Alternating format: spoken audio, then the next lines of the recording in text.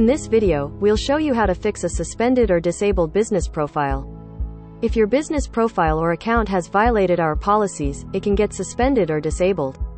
This means it cannot be accessed by the public anymore. Click Learn More to begin the reinstatement process. You will be taken to the Fix Suspended Business Profiles Help Center page, where you will find steps to follow to determine if your business profile is eligible for reinstatement. The first step is to review Google's guidelines on representing your business to ensure your profile is compliant with all policies. For best results, make sure the name, address, phone number, and all other information of your business profile are accurate and precise.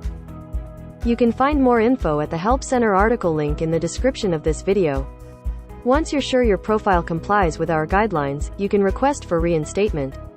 Answer all the questions and fill out the required information. Attach any relevant proof like your business license.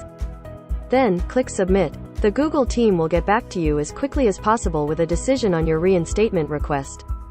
Do not submit additional requests while you are waiting. You're all done. To learn more, visit our Help Center at support.google.com/business.